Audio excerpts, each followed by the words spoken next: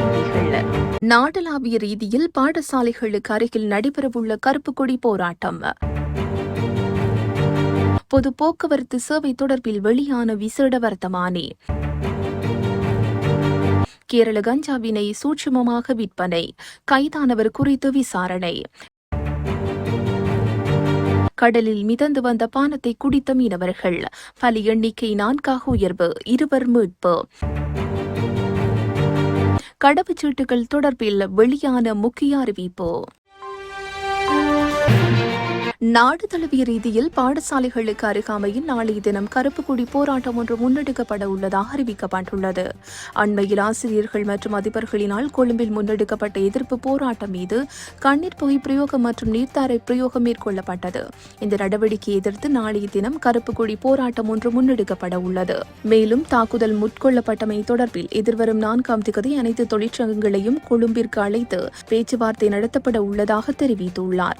அரசாங்கம் தமது பிரச்சினைகளுக்கு தீர்வு வழங்க தவறினால் போராட்டம் தீவிரப்படுத்தப்படும் என ஸ்டாலின் குறிப்பிட்டுள்ளார். போலீசார் நடத்திய தாக்குதல்களில் 10 ஆசிரியர்கள் காயமடைந்தனர் என அவர் தெரிவித்துள்ளார். பொது போக்குவரத்து சேவைகளை அத்தியாவசிய சேவையாக மாற்றும் விசேட வர்த்தமானி அறிவித்தல் ஒன்று வெளியிடப்பட்டுள்ளது. 1979ஆம் ஆண்டு 61ஆம் இலக்க அத்தியாவசிய பொதுச்சேவை சட்டத்தின் பிரகாரம் ஜனாதிபதிக்கு வழங்கப்பட்டுள்ள அதிகாரங்களுக்கு அமைய ஜனாதிபதி செயலாளரினால் மேற்படி வர்த்தமானி வெளியிடப்பட்டுள்ளதாக குறிப்பிடப்பட்டுள்ளது.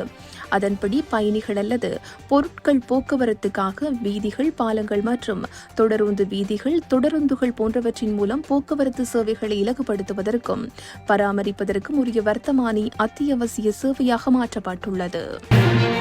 நீண்ட காலமாக பாடசாலை மாணவர்களுக்கு கேரள கஞ்சாவினை சூட்சுமமாக விற்பனை செய்து வந்த குடும்பஸ்தரை பெரிய நீலாவணை போலீசார் கைது செய்துள்ளனர். அம்பாறை மாவட்டம் பெரிய நீலாவணை போலீஸ் பிரிவுக்கு உட்பட்ட மருதமுனை மக்பூலியா பகுதியில் நேற்றிரவு கேரள கஞ்சா விற்பனை இடம்பெற்றதாக கிடைக்கப்பெற்ற தகவல் ஒன்றினை பின்தொடர்ந்து போலீசார் பெரும் சிரமத்திற்கு மத்தியில் சந்தேக நபரை கைது செய்துள்ளனர். இவ்வாறு கைது செய்யப்பட்டவர் 36 வயதுடைய குடும்பஸ்தர் என்பதுடன் அவர் வசம் இருந்து 11,100 மில்லிகிராம் கேரள கஞ்சாவினை போலீசார் மீட்டுள்ளனர். மேலும் கைது செய்யப்பட்ட சந்தேக நபர் தொடர்பில் மேலதிக விசாரணைகளை பெரிய நீலாவணை போலீஸ் நிலைய பொறுப்பதிகாரி போலீஸ் பரிசோதகர் JSK வீரசிங்க தலைமையிலான போலீசார் மேற்கொண்டுள்ளதுடன் நீதிமன்றத்தில் ஆஜர்படுத்தவும் நடவடிக்கை எடுத்துள்ளனர். ஆழ்கடலில் மிதந்து வந்த போத்தலில் இருந்த விஷம் கலந்த பானத்தினை குடித்து உயிரிழந்த மீனவர்களின் எண்ணிக்கை 4ஆக அதிகரித்துள்ளது. மேலும் 2 நிலை கவலைக்கிடமாக உள்ளதாக கடற்தொழில் மற்றும் நீரியல் வள திணைக்களம் தெரிவித்துள்ளது. குறித்த குழுவினரை மீட்பதற்காக விஜயபாகு கப்பலின் மூலம் நேற்று பிற்பகல் இலங்கை கடற்படையின் மருத்துவ குழு ஒன்று புறப்பட்டு சென்றுள்ளது. எவ்வாறாயினும் படகில் இருந்து 2 மீனவர்கள் சிங்கப்பூர் கொடியுடன் பயணித்த வணிக கப்பல் மூலம் மீட்கப்பட்டதாக கடற்படை அறிவித்துள்ளது.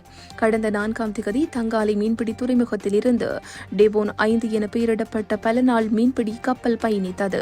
அம்பலாந்தோட்டை, பள்ளிக்ககுடாவ, பெலியத்த, மாத்தறை பிரதேசங்களைச் சேர்ந்த 42 வயதிற்கும் 56 வயதிற்கும் இடைப்பட்ட 6 மீனவர்களே அதில் பயணித்ததாக தெரிவிக்கப்படுகிறது. தங்காலை கடற்படையில் இருந்து 350 கடல் மைல் தொலைவில் கடல் நீரில் போத்தல் ஒன்று மிதப்பதைக் கண்டு அதை எடுத்து மது என நினைத்து குடித்ததாக தெரிவிக்கப்பட்டுள்ளது. பல்வேறு சிக்கல்களை எதிர்நோக்கிய அவர்கள் இது தொடர்பான சம்பவத்தை கடற்தொழில் மற்றும் நீரியல் வள திணைக்களத்தின் தென்கரையோரத்தில் அமைந்துள்ள ஒரு நிலையத்துக்கு தெரிவித்தனர். இது தொடர்பில் கடற்படையினருக்கு அறிவிக்கப்பட்டதை அடுத்து இந்த மீனவர்கள் பயணித்த கப்பலுக்கு அருகில் பயணித்த இணைய மீன்பிடி படகுகளுக்கு அறிவிக்க நடவடிக்கை எடுக்கப்பட்டுள்ளதாக தெரிவிக்கப்படுகின்றது. குறித்த படகை விரைவில் கொண்டு வருமாறு கோரி நேற்று பிற்பகல் அவர்களது உறவினர்கள் உள்ளிட்ட சிலர் போராட்டத்தில் ஈடுபட்டனர்.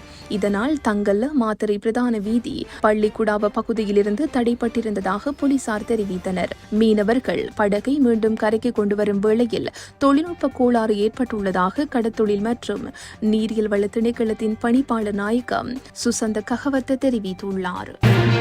கடவுச்சீட்டுகளின் செல்லுபடியாகும் காலம் அடுத்த ஆண்டு ஜனவரி மாதம் வரை நீட்டிக்கப்படும் என குடிவரவு மற்றும் குடியகழ்வு திணைக்களம் அறிவித்துள்ளது. ஜூன் 30ஆம் தேதிக்குள் 10 ஆண்டுகளுக்கு பிறகு காலாவதியாகும் கடவுச்சீட்டுகள் 1 வருடம் வரை இலவசமாக நீட்டிக்கப்படும் என்று திணைக்களம் அறிவித்துள்ளது. புதிய எலக்ட்ரானிக் சிப் பொருத்தப்பட்ட கடவுச்சீட்டை அடுத்த ஆண்டு ஜனவரி பொதுமக்களுக்கு வழங்கப்படும் என தெரிவிக்கப்பட்டுள்ளது. புதிய பாஸ்போர்ட் அச்சிடுவதற்கு ஏலங்கள் கோரப்பட்ட பின்னர் ஒரு நிறுவனம் தேர்வு செய்யப்பட்டுள்ளதாகவும் அதற்கான நடவடிக்கைகள் தற்போது நடைபெற்று வருவதாகவும் குடிவரவுத்துறையின் மூத்த அதிகாரி ஒருவர் தெரிவித்துள்ளார்.